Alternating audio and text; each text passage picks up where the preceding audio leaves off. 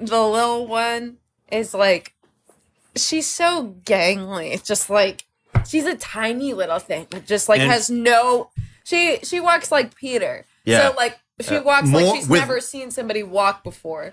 I would say that she walks in a manner that makes me look like I have spatial awareness. Yeah, and it's so like it's painful to have like 30 concentrated pounds in like certain areas of your body.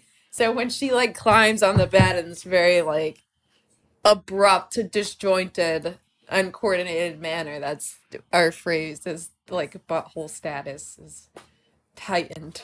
All right. Everybody, your butthole status should be tightened. We're about to start. We're about to start. Should we add that to the intro from now on? Tighten your buttholes. Everybody, tighten your buttholes. It's time for Pact. Oh my God. No, they won't. That's our intro. No, they won't monetize our video. No, because it's butthole. It's not asshole. And really, asshole is fine. Oh, yeah, they allowed that recently. That's it. I'm changing it now. Hey, everybody, tighten your buttholes. It's time for Pact. But that doesn't even make sense because then you'd be opening your butthole. That would get us demonetized. Open your butthole. Hey, everybody, tighten your buttholes. It's Pact. I'm the Peter Coffin. The lovely Miss Astronaut Cowboy Doctor is right here. Well, down there, trying to avoid being associated with the new tagline of Pact. Anyway, P and ACD makes Pact, get it? Also, the butthole thing creates a special bit of context with the Pact. This is not going to be how the intro comes out after editing. I'm just sorry. Don't miss an episode. Subscribe on YouTube, Spotify, or your favorite podcast service. Also, leave us a glowing review on Audible and Apple Podcasts. We do appreciate your reviews a great deal because we are a 5-star podcast. Not 3, not 4, 5. I'm a 5-star man.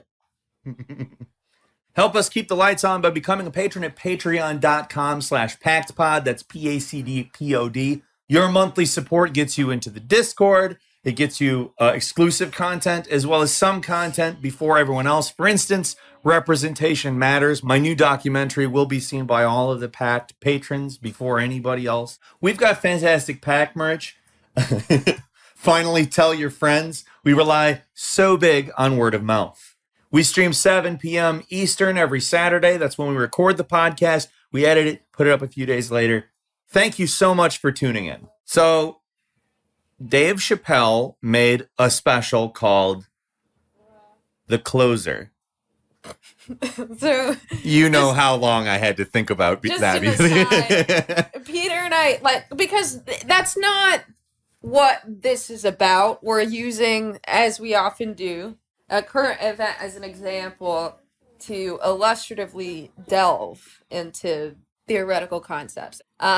So we had to figure out what the special was called. And Peter kept calling it The Closer. And I was like, I read it out loud saying The Closer. Well, you were like, oh, it's The Closer. Is it? Like, kind of like second guessing yourself.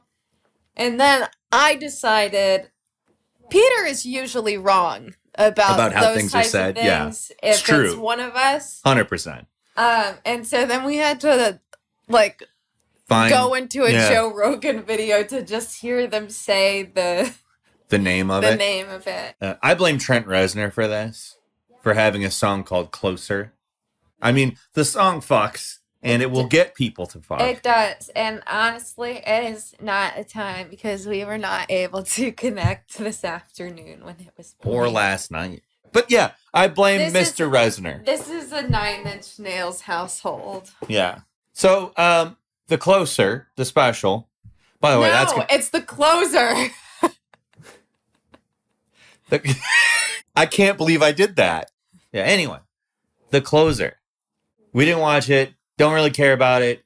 There's a big issue with trans folks about this. And all of the workers at Netflix decided to have a walkout over it. Dave Chappelle, wow, surprise, and said some transphobic shit and sided with J.K. Rowling in his comedy special.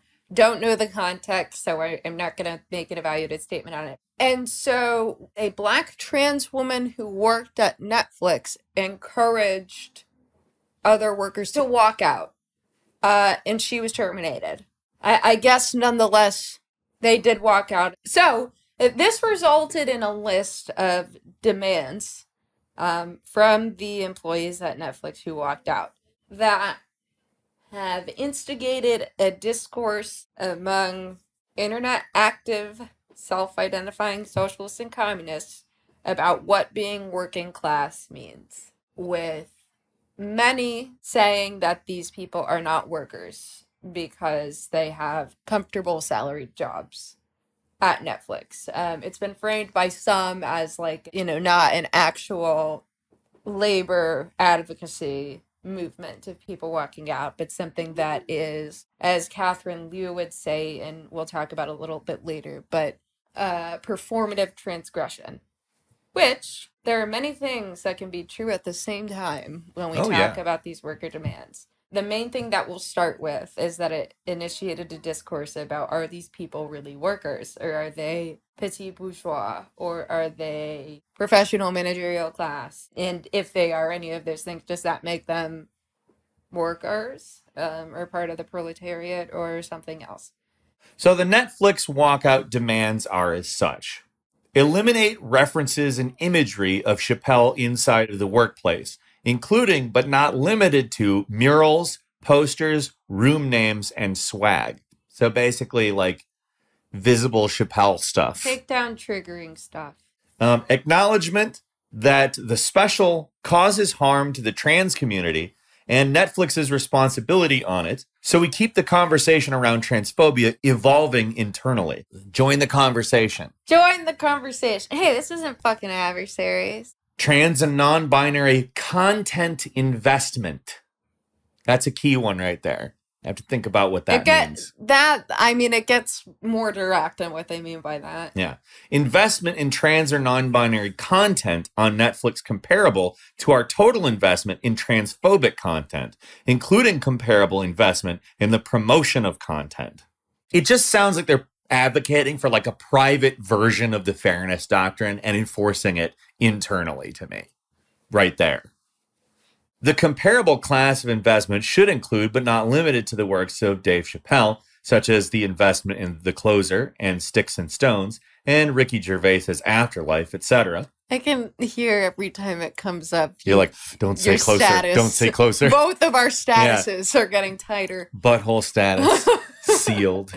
Investment in multiple trans creators to make both scripted and unscripted programs across genres. Revisit internal processes on commissioning and or releasing potentially harmful content involving numerous and diverse parties that can speak on its harm, including consultation on third-party vendors. Revisit the ERG role in conversations around potential harmful content and develop materials to ensure that we have the best-in-class regional support on complicated diversity issues. Here it comes. Hire transgender content executives in leading positions and promote an inclusive environment for them. Recruit trans people for leadership roles in the company, director, VP, and promote an inclusive environment for them. The ability for trans employees and allies to be able to remove themselves from company promotional content, that one we were e.g. like, all right. allyship videos, etc. Which, do you ever see those Amazon videos where they take a camera through like the warehouse and the employees are like, I love working for Amazon. It's such a good fucking place to work. Goddamn, yeah. Don't fire me, please. That one for me is basically the only legitimate one because I think that it's horrible that they coerce people into those types of videos. Yeah, I mean, that sucks. For me, like a diversity one would be like 100 times worse. Right. Anyway, a disclaimer before The Closer, specifically saying it contains transphobic language, misogyny, homophobia, and hate speech, and boost promotion for disclosure and other trans-affirming titles on the platform. Notice nowhere in the demands is there anything about the trans employee who is fired over suggesting the walkout or any employee protections for trans people at all. Now, you cannot, under any circumstance, label any of these, including the one that we don't find objectionable, as class struggle.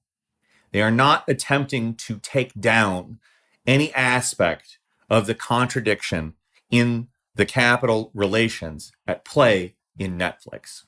This is class collaboration, whether it's pure representation in terms of media representation, whether it's representation in terms of in the bourgeoisie of the company and the executive more managers class. of X identity. The representation in the bourgeoisie is class collaboration, and it solves our problems. It's the idea that having a diverse bourgeoisie is equality. At its core, these are all class collaborative demands. These are things where the workers at Netflix are advocating to have management and the ownership work with them, which is not a new paradigm. Right. It's not a new paradigm, and like this is not something that I figured Netflix is going to be antagonistic towards, and if anything, it's something that they can take advantage of it and ultimately further their own interests with it.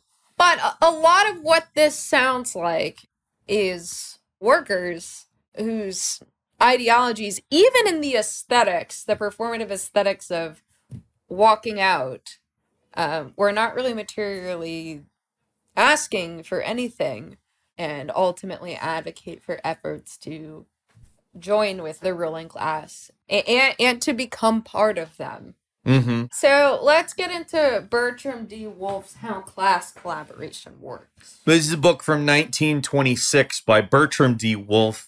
He was a member of the CPUSA, a Marxist-Leninist, and really, really illustrated like what class collaboration and a labor aristocracy is in an American context well.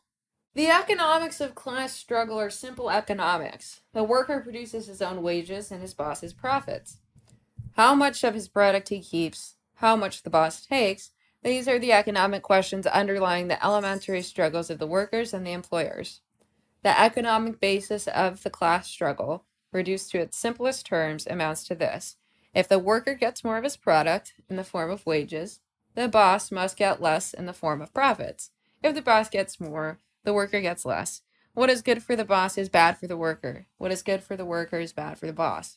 This is true in America just as it is in other countries. In spite of this fact, we hear politicians and labor leaders declaring that the interests of capital and labor are identical. They assert what is good for the boss is good for the worker, and what is bad for the one is bad for the other. So what he's saying is he's describing a component of the fundamental contradiction of capitalism, which overall is socialized production, privatization of profits.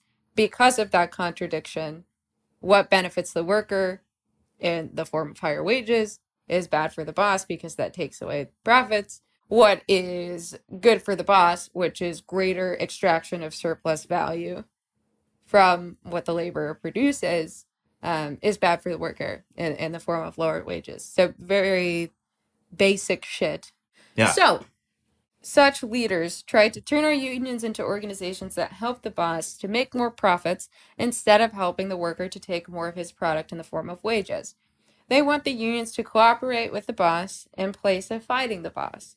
They want to substitute class peace for class war, identity of interest for conflict of interest, and class collaboration for class struggle. Many workers have a very easy economic explanation for this. Our leaders are bribed by the bosses. Financial or political payments and rewards. Such to them is the economic basis of class collaboration. Such an explanation leaves many things unexplained. Why the members of a union do not throw out such leaders when they are exposed. Why the exposure leaves them often unsurprised and unmoved. Why they often support and follow a leader who preaches collaboration with the boss. Why not only leaders, but whole sections of the working class believe in class collaboration and accept it as the unconscious basis of their thought and action. Why not leaders alone, but whole sections of the working class are bribed? These are the fundamental questions to be answered. These whole sections of the working class are the labor aristocracy. They are part of the working class. They benefit from promoting and reproducing the ideologies that support capital interests. Mm-hmm. They are the working class. They're a segment of the working class. We are not so much interested in the personal corruption of an individual leader. This guy fucks. It is not the personal corruption of an individual leader, but the impersonal corruption of a whole section of workers. That is what today, and we'll argue for this later, a lot of people call the professional managerial class, that is involved. And it is far more important to understand such roots of class collaboration than the phase of direct bribery of individual leaders. This bitch had it in 1926. 1926. To reduce the matter to its simplest economic terms, we can put it this way. There is in America a section of the labor movement known as the Aristocracy of Labor. It is a privileged section working shorter hours and receiving better pay than the average worker. Out of the enormous extra profit or super profit made by American monopolistic and imperialist capitalism, higher profits than any other in the world, some crumbs are thrown to the so-called aristocracy of labor. Where American capitalism gets these extra profits, why, it gives some of this super profit to some sections of the working class. How this is done and what effect it has upon the bribed sections of the working class, the labor aristocracy, or PMC. These are the fundamental problems to be investigated. At this moment, when the ascendancy of American capital and its monopoly of the world investment market is definitely assured, when the total loans of our bankers abroad amount to about $10 billion, and when the beginning of payments under the debt funding plans will build up ever-increasing sums for reinvestment, and when the number of foreign government and industrial loans mounts in continually increasing ratio, the importance of such investigations cannot be overemphasized. To repeat, a concrete understanding of the economics underlying class collaboration and the creation of an aristocracy of labor is indispensable for understanding the American labor movement. And it still is now. And this is before the 1960s and the New Left, the Synthetic Left, the Congress for Cultural Freedom. This is before all of that, which cultivates the professional managerial class that people, and even like Marxists, some of us, get pretty hung up on. To put it very simply, Wolf says the labor aristocracy consists of workers, albeit bourgeois-minded ones. This is a direct quote, might I add. And their false consciousness and relative privilege leads them not only to complacency, but to advocacy of class collaboration instead of class struggle. Sounds a little bit like the Netflix Walkout, doesn't it? Yes, in a performative, transgressive way. If you're having difficulty, which you probably aren't because it's pretty clear, the demands that specifically like scream class collaboration to me are the ones that pertain to executive and VP and like board representative positions. When they're saying recruiting trans people for leadership roles in the company, director, VP. That's just like, okay, so you want to maintain the system that they are using and use anti-capitalist aesthetics to do it by walking out. So you can see why people are having such emotional reactions to conceptualizing these Netflix employees as workers. Is because when you see the contradiction between like the radical aesthetic that they're putting on, like, wow, fuck the man. We're walking out. You guys, we're walking out. We're not working and for then you, they say, the man. Can we be part of the capitalism? Yeah, can we also be the man? Can we also be the man? So the characterizations that internet socialists, communists, leftists, etc., have attributed to these folks have been one of two things. Either they've just decided they're petty bourgeoisie or that they're professional managerial class. In any case, they are positive that these folks are not workers. And to introduce the professional managerial class, the generalized definition is that it refers to and I'm using scare quotes here, social class within capitalism that by controlling production processes through superior management skills is neither proletarian nor bourgeoisie. This group of middle-class professionals is distinguished from other social classes by their training and education, typically business qualifications and university degrees, with occupations including academics, teachers, social workers, engineers, managers, nurses, and middle-level administrators. The professional managerial class tends to have incomes above the average for their country. The term was coined in 1977 by John and Barbara Ehrenreich. The term became widely used in American political discourse in the late 2010s as a shorthand to refer to technocratic liberals or wealthy Democratic voters. So right there, you probably can notice some problems if you understand the Marxist conceptualization of class immediately. First off, class is not determined based on identity. It's not based on income level. It's not based on qualifications. It's not based on another one that's randomly come up a lot is that you're circulating value rather than creating value, which is just total fucking nonsense. But it's not based in any of those things. Class is a material relationship to means of production. If you are a proletarian, if you are in the working class, it is because you have only your labor power to sell and you are selling it. That's it. And Lenin and Engels and Marx all say the same thing. And it doesn't matter whether they're talking about capitalism or they're talking about the state. They end up putting forward this exact same thing. You own the means of production. You're in the ruling class. Congrats. Right. That these ideas, which were repeated by Engels over the course of decades, were so expressed by him publicly in the press, is proved by his preface to the second edition of The Condition of the Working Class in England, 1892. Here he speaks of an aristocracy among the working class, of a privileged minority of the workers, in contradistinction to the great mass of working people.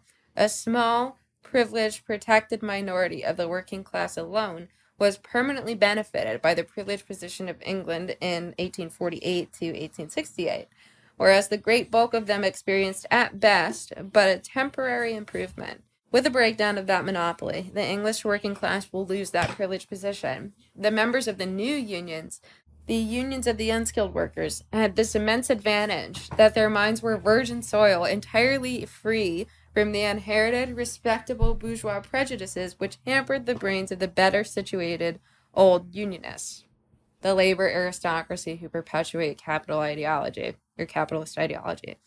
The so-called workers' representatives in England are people who are forgiven their being members of the working class because they themselves would like to drown their quality of being workers in the ocean of their liberalism.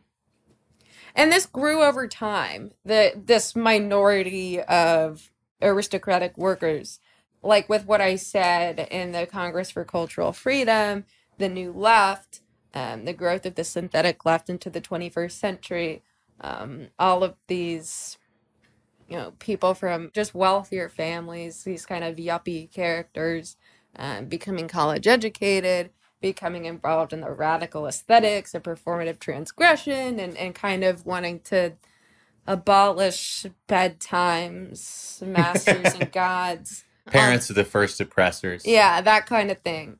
Happening.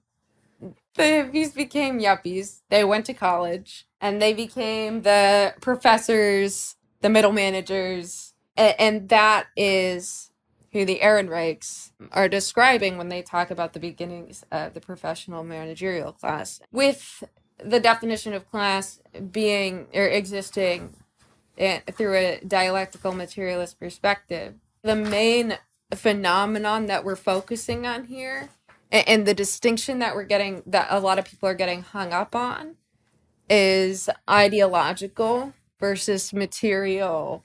And business qualifications, right, for instance, are ideological. And people are conflating ideological adoption of ruling class ideas with being ruling class. And it doesn't mean that those people aren't working class. I can see the visceral opposition to considering these Netflix employees to be working class people. Yeah. Just because of the stark contrast in ideological differences and even, the success that these segments of workers have had from the capitalist system. The labor aristocracy is comprised of individuals who are workers who have lived a comfortable life from capitalism, and therefore, in their ideologies, perpetuate ruling class ideology. Ultimately, like the labor aristocracy, or the professional managerial class, as people call it, the difference between you and I and them is quantitative. It is the amount of money they make. Their position of privilege is entirely based on money. It is not based on a material relationship to the ownership of the means of production, private property. They have more money, but they still sell their labor. That is the difference. And what makes something a different class is not having a quantitative difference, but a qualitative difference. As we went over a few episodes back, we went over the Overton window and the difference between qualitative and quantitative things. Here we're talking about the labor aristocracy / PMC as people who are workers, but have a quantitative difference in their lives. So that provides context for what is the labor aristocracy, how it's still part of the working class. And that it has nothing to do with being white and American. And also just quickly adding that the settler shit's stupid and counterproductive, turns workers against each other, and does exactly what this PMC shit does by redirecting focus to a specific group, except where settlers does it through racialization. This PMC shit does it by like quantitative income level, relative comfort, and ideological aesthetic, more or less. Yeah, there is a labor aristocracy. It's the people that you're calling the PMC. And some of them are very, very obviously not white. So, do you want to move on to Catherine Liu then? I enjoyed this. Yeah. Virtue Hoarders. It's a good book by Catherine Liu. At the same time, dialectics. Her conceptualization of this segment of the working class, of the labor aristocracy, the professional managerial class, as a class, is a distinction that I think provides a weak foundation for a plan moving forward, and that I think is just theoretically incorrect. She talks about how, when I say professional managerial class, I'm just going to say PMC, even though I am not endorsing this segment of the working class as a class, a specific set apart class. She says PMC elites see the workers see themselves as the makers of history, that their policies about inequality, racism, and bias circle back to strengthening their own sense of superiority, culturally, morally, based off of their educated backgrounds that separate them from the working masses. The riffraff. The riffraff. Which is true, by the way. They do. Yep, that's something we completely agree with. Yep, all of this is true. They abandon cherished standards of prior workers' movements while fetishizing transgression, or better yet, the performance of transgression, which is exactly what we're talking about with the Netflix workers walking out and not demanding anything except to be part of the ruling class. It's, as you said earlier, using the aesthetics of like anti-capitalism and the labor movement and striking in order to basically say, hey, can we have a seat at the table with the bougies? Yeah, that's exactly it. And I love the way that she describes this. She says the PMC desperately wants to be a gender-neutral Atticus Finch.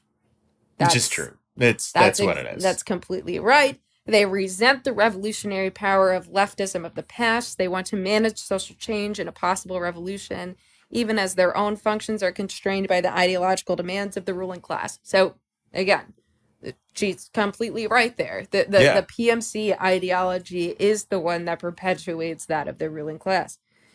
This completely conforms to a section from Marx's The German Ideology, entitled Ruling Class and Ruling Ideas, where Marx says the class which has the means of material production at its disposal has control at the same time over the means of mental production, so that thereby, generally speaking, the ideas of those who lack the means of mental production are subject to it. Basically, you have to possess the means of material production to possess the means of mental production. So the thinkers of this class are bourgeoisie. Now, the PMC, the Netflix workers, are instead simply subject to it. The ruling ideas are nothing more than the ideal, meaning ideological, expression of the dominant material relationships. The dominant material relationships grasped as, hence the relationships which make one class the ruling one, therefore the ideas of its dominance. The ruling ideas are an expression of specifically the material relations of production. And the class which dominates that relationship has both the means of material production and therefore the means of mental production. This is also where like the mental or ideological division of labor argument that we've seen thrown around on Twitter a lot, I think comes from. It doesn't create a specific class, nor does that division of labor include some people who don't own the means of production in the bourgeoisie. Again, to own the material means of production means you own the mental means of production. And if you don't, you are subject to that ideology as opposed to creating it. So by putting the impetus on the PMC, this group of workers who is ultimately subject to the ruling ideas, as per Catherine Liu's argument, remember, she's not arguing that these folks are bourgeoisie. She is arguing that they are a class of their own. You begin to separate the ideals from the ruling class. Marx notes a process in which, number one, you separate the ideas of those ruling from the rulers, and number two, you prove like a mystical connection among these ideas, which are now somehow separate. They're not in the hands of the ruling class, they're in the hands of whoever. Again, in Catherine Liu's argument, it's the PMC, but in our argument, it is the labor aristocracy, bourgeois-minded workers who either aspire to be bourgeoisie or simply live in comfort and aspire to maintain that. The second step of this process makes it feel like, rather than expression of the dominant material relationship of production, these are instead ideas, just something that was plucked out of thin air and dictated by some and accepted by all others, I guess. And then number three is the most important step.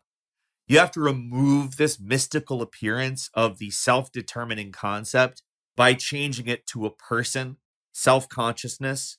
For instance, like Bill Gates, Elon Musk, these people have ideals, right? And what they do is simply an expression of those ideals rather than an expression of the dominant material relationships. Or to appear thoroughly materialistic into a series of persons who represent the concept in history, into the thinkers, the philosophers, the ideologists, who again are understood as the manufacturers of history, as the council of guardians, as the rulers. To put it in Plato's terms, the council of guardians is the philosopher kings. Thus, the whole body of materialistic elements has been removed from history, and now full reign can be given to the speculative steed. Essentially taking the Netflix workers and acting like they are some specific ideological production house which exists as its own class or as part of the bourgeoisie is an incorrect assertion in one way or another, whether it be that it's its own class or whether it be that they are a section of the bourgeoisie creating ideas which dictate society. And in this incorrect understanding of who they are, what they do, and where the ruling ideology comes from, creates false consciousness. Even though they understand the futility of their own work, they do not believe in systemic changes necessary to remake economic systems that would allow the many to find rewarding work and lead meaningful lives of dignity and economic security, which they have. Again, all of which is correct, except it's defining these people as separate from the working class beyond this ideological distinction. So that those are my major qualms, and that she's her major argument is that this segment of the working class is a distinctive class of people unwilling to face their identity as such, So here is where that leads us. Her conclusion says, to build a socialist future, we have to engage in a constant struggle to overcome the political paralysis to which both centrism and pseudo-radicalism lead. Okay, agree with that. The political answer to populism is not liberal reformism or moderate centrism, it's committed socialism. Nice. Yeah. I hope that this short introduction to the false consciousness of a class that still wants to believe itself a heroic and virtuous political actor will strengthen the reader's resolve to reject PMC politics while building on this critique of its reactionary class positions. So she's still conceptualizing them as a class, but is still making cogent points, and that it's a kind of a segment of the working class believing itself to be superior, heroic, virtuous, and advocating for what's right through these radical aesthetics without actually wanting to change these economic systems, and talks about the necessity of actually virtuous PMC members like herself joining the class war from below. And here is the kick. To do this, to accomplish these goals, committed socialism, for Liu, is that self-criticism must be the beginning of all political engagement. We have to reject making a virtue out of taste and consumption habits, which she is doing right now, and proposing as the solution to this problem. So this is, in short, an individual responsibility solution that, again, this virtuous, self-aggrandizing segment of the working class is critical in their own individual actions to enact socialism. Which it's just a perfect expression of the ideology itself. In which the role of members of this class is critical to enact a socialist paradigm. And as she criticizes them, saying things like, oh, they believe that these virtues make them better than the riffraff, so to speak. Right. While she's, again, proposing basically a reliance on PMC individuals to rejecting this ideology. And in rejecting it, going down to the masses. Their necessity to work with the underclass. So it's a non-solution. It's a liberal solution. It's forming another market demographic within this segment of the labor aristocracy that sees themselves as virtuous for abandoning these ideas. And without a material basis, what the Ehrenreichs call the professional managerial class, and what a lot of people are describing these Netflix workers to be, and are therefore not workers, this PMC conflation with the labor aristocracy is where people are saying that these Netflix people aren't workers. And we want to refine that. Our stance is that these individuals, what Leo calls the PMC, what communists on Twitter are saying the Netflix employees are, this isn't a distinctive class, and it is important that we recognize this segment as working class, because the result of not doing so is conducive to these individualizing, moralizing approaches to class relations, which materially does fuck all. It's moralizing class. Essentially, you're saying, like, in order to be a worker, you have to be good. Or you just have to, I mean, some people were even saying that you have to be creating a physical product. Yeah. To be a worker. Which, like, in a primarily, like, we are opposed to manufacturing, like, we are primarily a service and technological economy. Like, and we have been for a long time. Yes. Like, the service economy thing, that's like the 70s, 80s thing. Like, I mean, how many people do you know that work in a fucking factory? And to people who are not, like, internet poisoned with, like, different leftist factions, that's so obvious that, like, people providing services are workers. Well, yeah. Even if you don't think they're very useful. And that's the other aspect of the moralizing of workers. Right. It's if you're creating something of value, or if you're creating something useful that people need. Were the people working in the fidget spinner factory not workers? Yeah. Because I'll tell you this right now, those things were not useful. They had to invent a use for them. Yeah. They created them before they even had a way to market them to anybody. But even Marx said, I mean, he didn't use the word service. He talked about productive activity with a use value being exchanged. But he talked about a wandering tailor coming in and performing a service for somebody and it being a commodity. He didn't use the word service. It's important to note that. So if you control F the grundrisse for service, you're not going to find it. They talked in different nomenclature. Like the idea of a service economy didn't even exist at that point.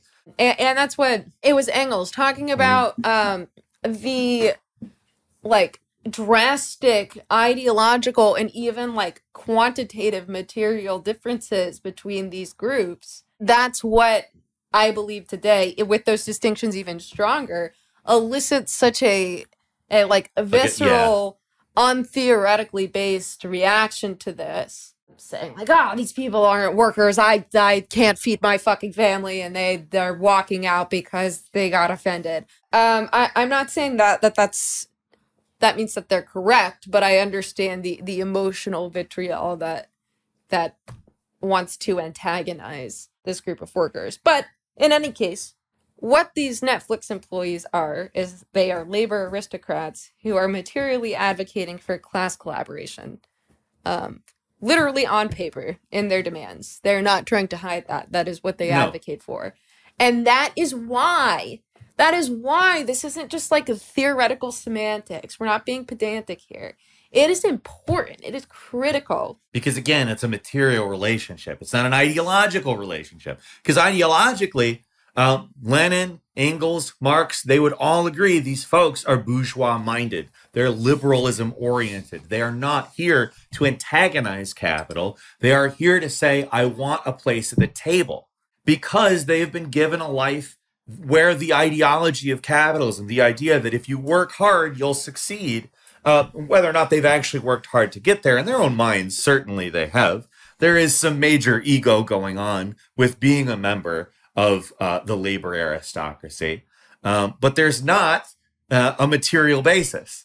It's a quantitative difference in which, again, their privilege and position is based entirely on money, meaning that it is in a position of precarity in which they have to continually defend the bourgeoisie, they have to continually appease the bourgeoisie, because if their salary stays the same, they ultimately continue to make less because money is worth less all the time, less and less. Inflation makes money's value go down. Right. These people don't have wealth. They have income. Yes. And therefore, they are always, at least on a slowly moving slope, downwardly mobile.